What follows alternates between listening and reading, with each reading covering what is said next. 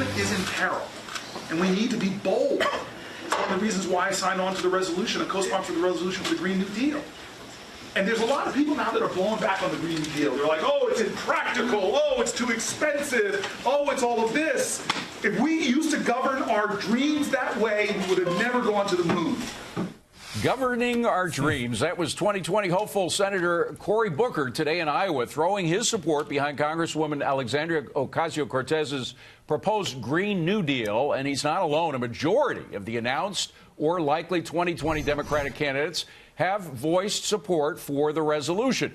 Peter Morici, professor emeritus at University of Maryland, joining us now. So, Peter, a lot of concern about what impact this could have on the economy. What should all of those candidates know about what impact it might have? Well, first of all, it makes them look like they're taking LSD. It's in the water cooler there. Because in order to have a dream that big, you got to be on drugs. The reality is what they're talking about is absolutely impossible. The physics are impossible. But let's back away from that. If they get elected, they're going to put a big emphasis again on green projects the way Barack Obama did.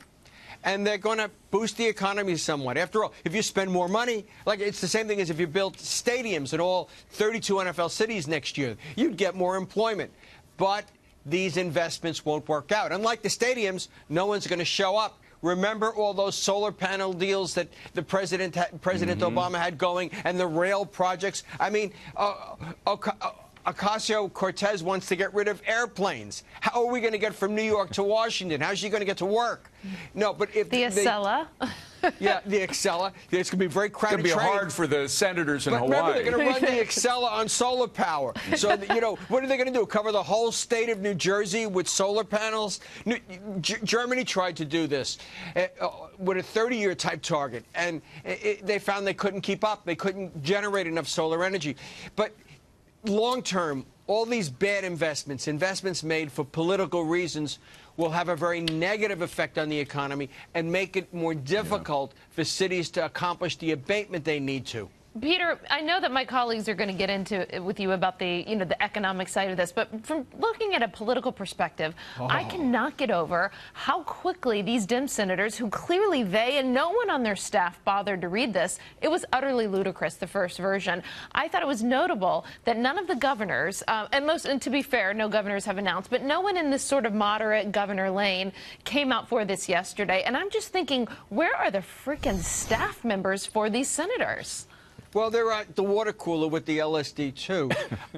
You know, the thing is that on the left, there's this bubble now, this gestalt, and they believe that everything that Trump says is bad, so this is opposite of Trump, so it has to be good and possible.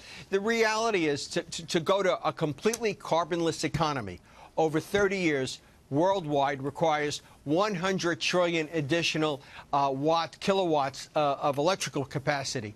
Germany, going all out, could not do its share over the last several years. You have to go nuclear. Now, do you really want to be building nuclear plants all over the country? And if you did, remember, the United States only generates about 15% of the global greenhouse gases. So it's only going to slow down climate change, make us terribly poor. So it's Miami that gets flooded instead of some other cities. I mean, I think we're being a little overly critical. I mean, the problem is the ways they want to do it aren't feasible. But I think the concept, I mean, if it was executed right, I think anything's possible. We're not trying to make gold out of lead. I mean, it's basically, look, Connecticut gets most of their power from nuclear, right? Now, granted, my power was the most expensive in the country after Hawaii, but it was achievable at a higher price point. I think the problem is they are doing the hippie move where they're like, well, we don't want to do nuclear because that's bad, too. There's definitely a way to power the country and do this maybe over 30 or 40 years with taxation if you're willing to pay more, if you're willing to do nuclear instead of coal. But you can't just throw it all under the bus and be like, oh, we're just going to go back to the dark ages. That's not really feasible. As an economist, you have to think it's possible to do anything with the right incentives and taxes, right? I just discussed that, sir. It is absolutely impossible. The physics are not present. When you show me how we can have solar-powered electric planes that transport 300 people, then I'm willing to buy into the scenario you just laid out. What I did discuss hold on. I did discuss ramping up. The problem with ramping up is you get ahead of the market and you start to do more inefficient things. They're costly to do, and as a consequence, the economy would then suffer. That's what's likely to happen. All right, though, Peter, I mean, there are certainly moments, and it is fair to point them out, where government mobilization of resources, and the space race is absolutely one, are necessary for a public endeavor that no individual private industry is going to go about. And if you believe that there should be a lower carbon future, of course, it's completely unrealistic that any of this happens by 2030 or 2050, although you could get to more of a reduction of carbon and a more, you know, whatever, a greener economy that would be also a newer one. We have massive needs for infrastructure investment. The segue here between the need for infrastructure investment and some of the need for this is a rather neat one. So even if you take out the moonshot part of it, which is unrealistic, there is a role for government in mobilizing these kind of resources for the commons. Well, the thing is, the government runs most of the infrastructure, so it is getting involved. I mean, there's no two ways around it. So if you want me to say, oh, you want to get a conservative to admit there's a role for government, sure, I'll give you that. But that's hardly new or novel, and that is not what they're talking about. They're talking about wholly rejecting the market process and completely jackbooting the economy, you know, kind of like a Soviet Union style.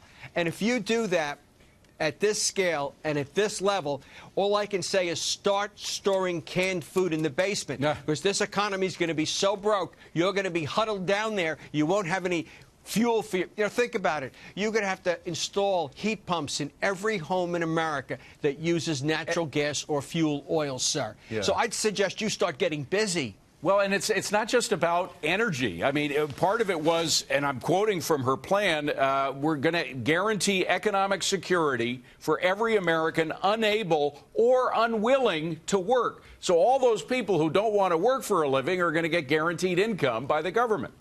Well, that's very silly, because you're going to have a lot of more people who don't want to work. Yeah. What it is this is a way of driving their socialist agenda through energy policy. The thing about it is it's got great political appeal. Okay. She'll run around that district and say, I'm going to put everybody to work building solar-powered cars. Isn't that a keen idea? You know, they don't. By the way, Bloomberg just trashed the plan. Bloomberg just came on my handheld device. I mean, don't forget, Pelosi's the one who put the nail in the coffin on this. Hey, Peter, thank you very much for joining us. Great to see you. Peter Morici, everybody.